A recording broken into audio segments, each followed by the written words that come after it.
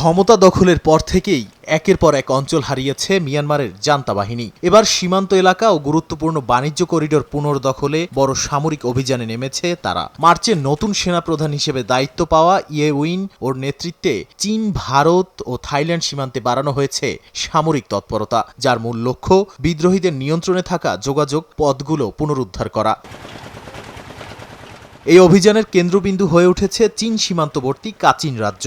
অঞ্চলটিতে রয়েছে বিশ্বের গুরুত্বপূর্ণ হেভি রেয়ার আর্থ খনিজের মজুদ, যা বৈদ্যুতিক গাড়ি ও আধুনিক প্রযুক্তি শিল্পে ব্যবহৃত হয়। 2024 সালে অঞ্চলটির নিয়ন্ত্রণ নেয়া কাচিন ইন্ডিপেন্ডেন্স আর্মি জানিয়েছে, জান্তার যে কোনো অভিযান তারা প্রতিহত করবে। এ কারণে সেখানে বড় সংঘর্ষের আশঙ্কা বাড়ছে।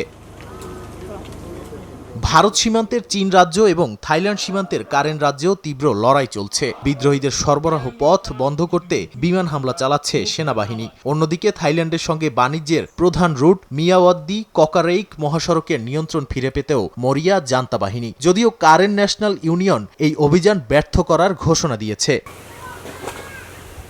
100 দিনের মধ্যে শান্তি আলোচনার জান্তা প্রস্তাব আগেই প্রত্যাখ্যান করেছে সশস্ত্র গোষ্ঠীগুলো। তাদের অভিযোগ, সেনাবাহিনী অতীতেও একাধিক শান্তি চুক্তি ভেঙেছে। বিশ্লেষকদের মতে, সীমান্ত পুনর্দখলে জান্তার এই মরিয়া অভিযান মিয়ানমারের গৃহযুদ্ধকে আরও দীর্ঘ ও রক্তক্ষয়ী করে তুলতে পারে। নাদিম মারজান, সময় সংবাদ।